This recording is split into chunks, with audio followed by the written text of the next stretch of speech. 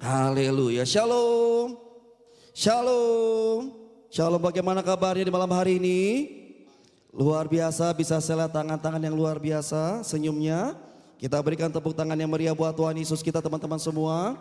Yuk kita berikan salam kanan kiri depan belakang kita buat teman-teman semua, minimal 5 orang. Katakan Tuhan Yesus kita dahsyat. Ya, katakan Tuhan Yesus kita dahsyat. Tuhan Yesus kita dahsyat. Amin.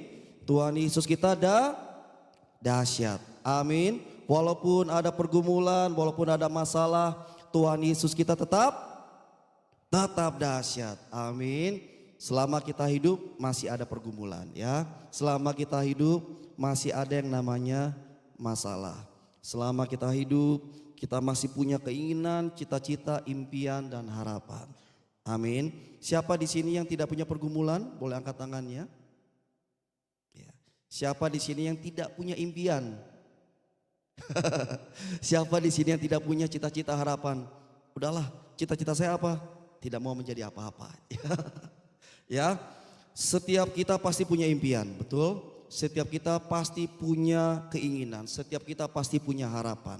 Dan ketika kita punya impian, kita punya harapan, kita punya pergumulan, dunia dan keadaan sekeliling kita seringkali mengatakan bahwa apa yang menjadi impian kita, apa yang menjadi harapan kita, cita-cita kita dikatakan mustahil.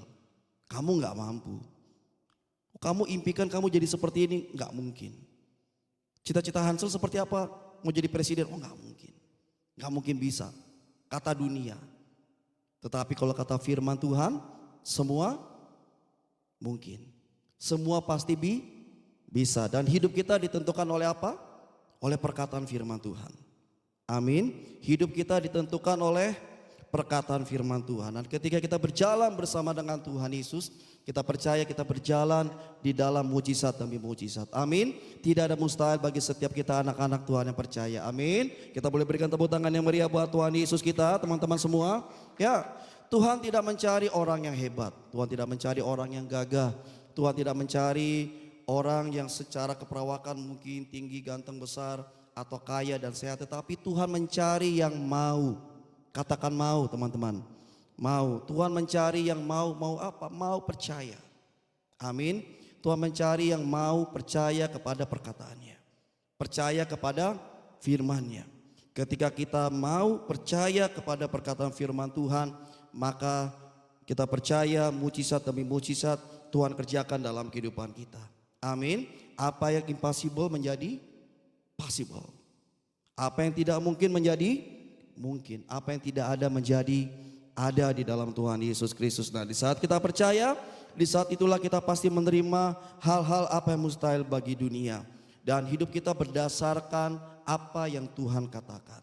Apa yang Tuhan firmankan, hidup kita berdasarkan firman Tuhan. Amin. Ketika kita berdasarkan kepada firman Tuhan, kita lakukan firman Tuhan, maka kita percaya hal-hal yang ajaib, hal-hal yang mujizat Tuhan kerjakan, Tuhan jadikan dalam kehidupan kita. Amin. Mari sama-sama kita buka kebenaran firman Tuhan Yesus, teman-teman semua, di dalam Markus 9 ayat 23. Markus 9 ayat 23. Sudah ketemu semua? Yang sudah ketemu suarakan haleluya. Haleluya. Sama-sama kita baca 1, 2, 3. Jawab Yesus, katamu jika engkau dapat, tidak ada yang mustahil bagi orang percaya. Amin. Jadi ada orang yang mempertanyakan, kemudian Tuhan Yesus menjawab, katamu jika engkau dapat, tidak ada yang mustahil bagi orang percaya. Bagi Tuhan memang tidak ada mustahil, tetapi pertanyaannya kepada setiap diri kita. Apakah kita mau meresponi kebenaran firman Tuhan? Bagi setiap kita yang percaya tidak ada yang mustahil. Amin. Kita belajar dari beberapa tokoh dalam Alkitab, orang-orang yang biasa tetapi mengalami hal-hal yang luar biasa bersama dengan Tuhan Yesus. Orang-orang yang dengan iman percayanya mematahkan hal-hal yang mustahil. Yang pertama kita belajar dari Nuh. Nuh di umur yang sudah tua, Nuh menjalankan yaitu karya Tuhan yang besar, di mana Tuhan memilih Nuh karena selain Nuh orang yang hidup benar, Nuh juga orang yang tidak hitung-hitungan. Katakan tidak hitung-hitungan. Tidak Tidak hitung-hitungan ya. Lu percaya bahwa ketika Tuhan yang memberi perintah, maka Tuhan yang sama, Tuhan yang akan menyediakan. Amin. Jadi ketika Tuhan memerintahkan kepada kita, kita percaya Tuhan juga yang menyediakan. Amin. Oleh karenanya jangan main hitung-hitungan dengan Tuhan. Jadi apapun yang kita berikan buat Tuhan, baik tenaga, baik waktu kita, baik semua di dalam kehidupan kita maupun materi, kita jangan main hitung-hitungan. Amin. Semua yang kita terima kita percaya berdasar dari Tuhan. Dan kita mau berikan yang terbaik buat Tuhan Yesus. Amin. Ketika kita tidak main hitung-hitungan, kita percaya banyak hal-hal yang baik yang Tuhan akan terus limpahkan di dalam setiap kehidupan kita. Amin.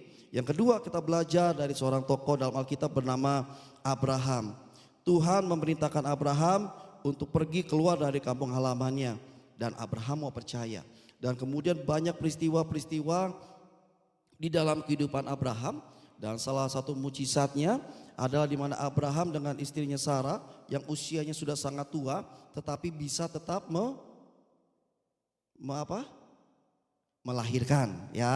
melahirkan seorang anak. Dan kemudian ketika melahirkan seorang anak, ternyata Tuhan perintahkan untuk apa?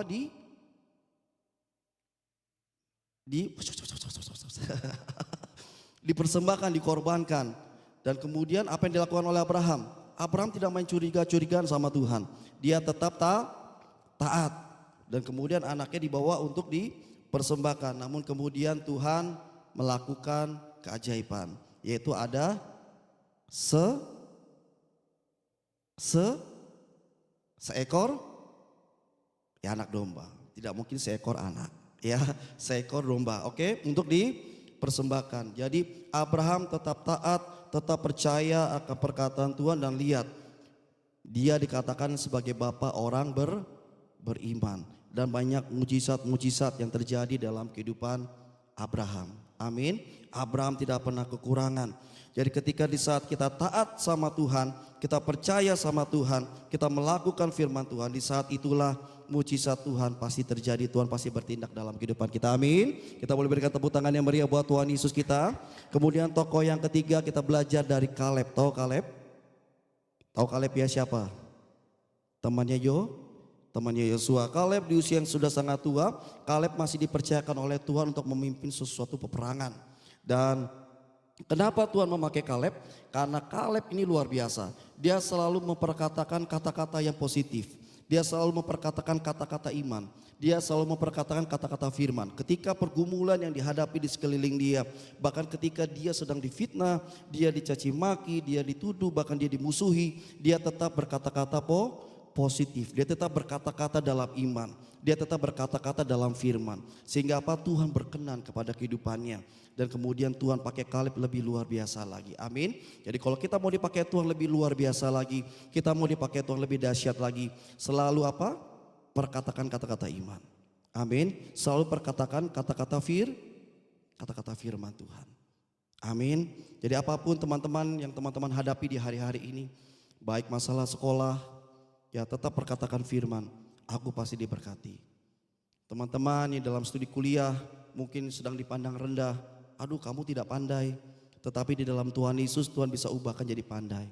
Amin. Firman Tuhan berkata bahwa setiap kita yang mau hidup di dalam Tuhan, kita diurapi Tuhan 10 kali lipat, lebih pandai, lebih cerdas daripada teman-teman sekutu kita, sebaya kita.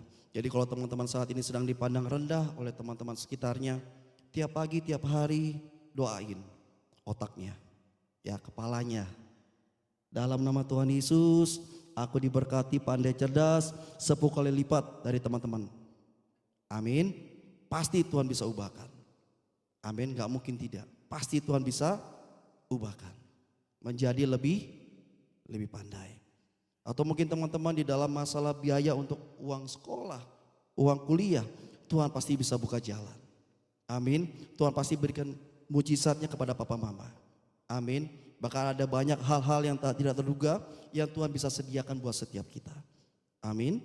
Teman-teman yang masih dalam percintaan mungkin patah hati, Tuhan bisa sembuhkan luka hatimu. Amin.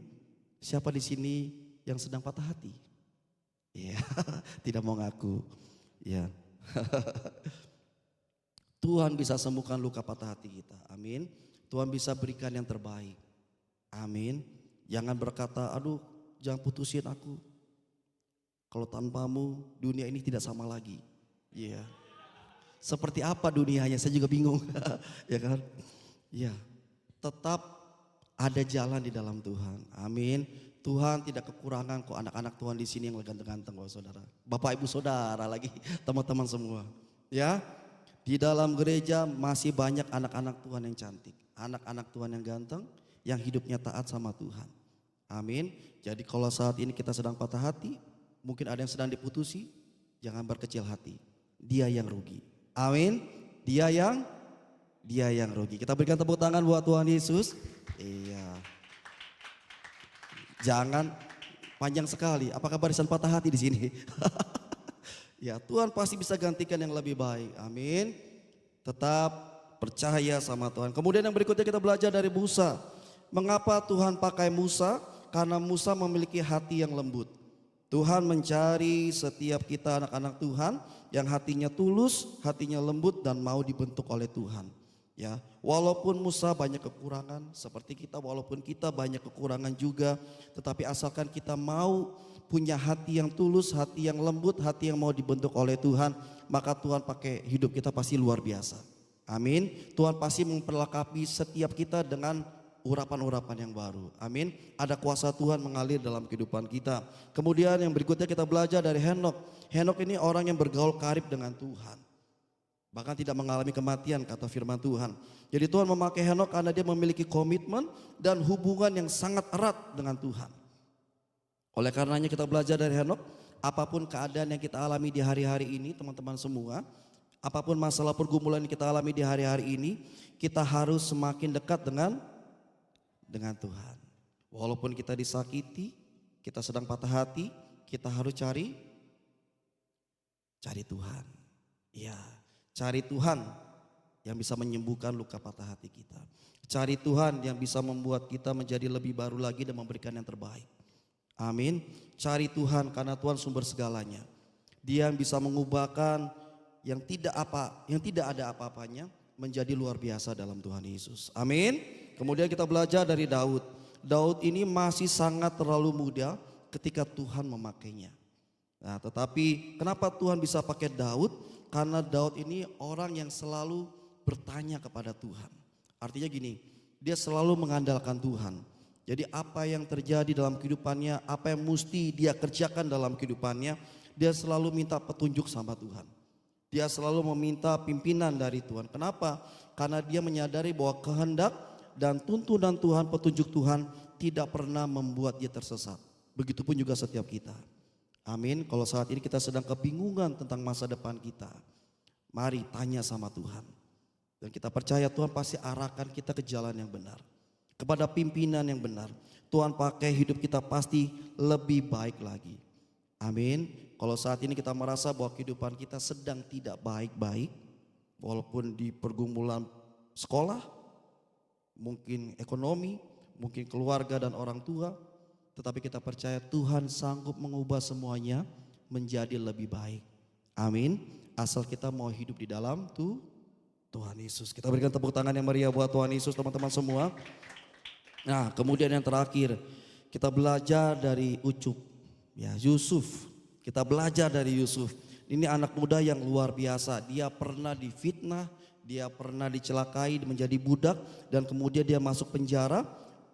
Walaupun bukan karena kesalahannya, tetapi Tuhan pakai Yusuf secara luar biasa. Karena Yusuf hidup benar dan dia punya visi ke depan. Dan inilah yang Yusuf pegang, bahwa di dalam kehidupan Yusuf tidak ada yang kebetulan. Dan kemudian dia pegang visi dari Tuhan, dia tidak menyerah dengan keadaan, yang akhirnya apa? Dia terima mujizat Tuhan. Amin. Jadi tidak ada mustahil bagi Tuhan Yesus, tidak ada mustahil bagi setiap orang yang percaya, berjalan sesuai dengan perkataan firman Tuhan, maka pasti kita akan mengalami kuasa Tuhan. Amin. Bersama Tuhan Yesus kita pasti bisa mematahkan setiap kemustahilan dalam kehidupan kita. Amin. Kita berikan tepuk tangan yang meriah buat Tuhan Yesus. Kita buka kebenaran firman Tuhan satu lagi dalam Ibrani 11 ayat 29. Ibrani 11 ayat 29. Kita baca sama-sama, 1, 2, 3. Karena iman maka mereka telah melintasi laut merah sama seperti melintasi tanah kering, sedangkan orang-orang Mesir tenggelam ketika mereka mencobanya juga. Salah satu kisah yang paling fenomenal dalam Alkitab adalah ketika bangsa Israel menyeberangi Laut Merah. Jadi dalam perjalanan mereka keluar dari tanah Mesir menuju tanah perjanjian di Kanaan. Nah, di saat itu dalam perjalanan mereka menerima keadaan yang terjepit di padang gurun. Di hadapan mereka ada laut dan kemudian di belakang mereka ada Firaun yang mengejar dengan segenap pasukannya. Secara manusia mustahil bagi mereka untuk bisa lolos dari kejaran Firaun, karena apalagi jumlah mereka sekitar 3 juta. Ada anak-anak, ada orang tua, ada wanita. Sehingga kalau mau berbelok tentu tidak mungkin bisa dengan keadaan yang cepat. Nah, dalam situasi seperti ini bangsa Israel kembali mulai komplain, protes kepada Musa. Kenapa mereka dibawa keluar dari tanah Mesir hanya untuk dibinasakan. Namun Tuhan kembali menyatakan kebesaran kuasa-Nya, di mana dengan menyuruh Musa untuk apa? Tahu kisahnya, untuk apa? Membelah Laut Merah. Supaya apa? Sehingga menjadi jalan bagi bangsa Israel. Dan akhirnya kita tahu kisah ini, Israel bisa melewati Laut Merah yang terbelah. Dan kemudian ketika Firaun dengan segenap pasukannya hendak menyerang mereka di tengah-tengah laut yang terbelah, kemudian laut itu menutup kembali dan akhirnya Firaun dengan seluruh pasukannya tenggelam binasa di tengah laut. Nah, dari kisah ini kita bisa belajar bahwa Dia Tuhan yang kita sembah adalah Tuhan yang sesungguhnya. Amin. Dia pencipta segala yang ada. Jadi kalau Dia pencipta segala yang ada, langit, bumi dan segala isinya, maka kita percaya apa menjadi pergumulan, permasalahan kita, tidak ada yang terlalu besar bagi Tuhan. Tidak ada yang terlalu sukar bagi Tuhan. Amin. Dia sanggup berikan jalan keluar, Dia sanggup berikan mujizatnya, Dia sanggup berikan pertolongannya, kuasanya besar dalam setiap pergumulan kita hadapi. Amin. Apapun yang teman-teman hadapi di hari-hari ini, kita punya Tuhan yang besar. Amin. Kita punya Tuhan yang dahsyat. Dia membelah laut, meneduhkan angin badai, membangkitkan orang mati. Kita punya Tuhan yang dahsyat. Kita berikan tepuk tangan yang meriah buat Tuhan Yesus. Nah, jika kita percaya bahwa Dia Tuhan yang bisa membelah laut, maka kita percaya juga apa yang menjadi penghalang-penghalang saat ini di depan kita, Tuhan bisa singkirkan. Amin. Tuhan bisa patahkan. Amin. Kita percaya Laut Merah tersebut tidak berkuasa menahan kuasa Tuhan untuk bekerja dalam kehidupan kita. Amin. Yuk kita boleh berikan salam kanan kiri depan belakang kita. Katakan Tuhan Yesus kita dahsyat. Katakan Tuhan Yesus kita dahsyat, teman. Berikan salam kanan kiri. Toel, kalau ada yang ngantuk boleh ditoel. Ya, kita punya Tuhan yang dahsyat. Amin. Bisa selat tangan dan percaya Tuhan Yesus kita dahsyat. Berikan tepuk tangan yang meriah buat Tuhan Yesus. Haleluya. Tuhan pasti buka jalan bagi setiap kita. Amin. Tuhan pasti kerjakan mujizatnya dalam kehidupan kita. Nah, yang berikutnya bagian kita adalah percaya. Betul, pintar semuanya. Bagian kita percaya, bagian kita mengandalkan Tuhan. Jadi jangan komplain ketika kita di tengah kesulitan masalah. Amin. Jangan protes ketika kita diproses. Amin. Jangan menyerah di tengah tantangan. Kita tetap melangkah, tetap percaya bahwa bersama dengan Tuhan Yesus pasti kita bisa mematahkan setiap kemustahilan. Anak-anak muda, mari hidup di dalam pengurapan Tuhan. Amin. Anak-anak muda, mari hidup di dalam kekudusan dan kebenaran Tuhan. Amin. Bisa saya lihat tangan-tangan yang percaya bahwa kita orang-orang yang diurapi Tuhan? Amin. Kalau kita orang-orang yang diurapi Tuhan, kita percaya bahwa kemenangan demi kemenangan pasti kita terima. Amin. Kalau kita orang yang diurapi Tuhan, kita percaya bahwa di lidah bibir kita ada urapan Tuhan, ada kekudusan Tuhan. Setiap doa-doa kita didengar Tuhan, dikabulkan Tuhan. Amin. Kalau kita percaya di tangan kita ada kuasanya Tuhan, kita diurapi Tuhan, maka tangan kita ada kuasanya Tuhan. Apapun yang kita kerjakan pasti diberkati, berhasil. Ketika kita menumpangkan tangan pada orang sakit sembuh. Ketika kita menumpangkan tangan pada bagian yang sakit sembuh. Kalau kita ada pengurapan Tuhan, kita percaya. Kalau kita percaya setiap langkah kita ada kuasanya Tuhan dan pengurapan Tuhan. Setiap langkah kita langkah keberhasilan, langkah kemenangan, langkah keberuntungan. Amin. Kita berikan tepuk tangan yang meriah buat Tuhan Yesus kita. Saya undang tim worship. Mari bersama-sama kita maju ke depan. Seberat apapun pergumulan kita hadapi, percayalah kita orang yang diurapi Tuhan, kita orang yang disertai Tuhan, dan kita percaya ada kuasa mukjizat Tuhan terjadi dalam kehidupan kita. Kita anak-anak muda yang diurapi Tuhan, maka kita percaya kuasa Tuhan ada di dalam kehidupan kita. Bersama Tuhan Yesus kita bisa. Bersama Tuhan Yesus kita mematahkan kemustahilan. Bersama Tuhan Yesus kita terima mukjizatnya. Bersama Tuhan Yesus kita menerima kuasa yang besar terjadi dalam kehidupan kita.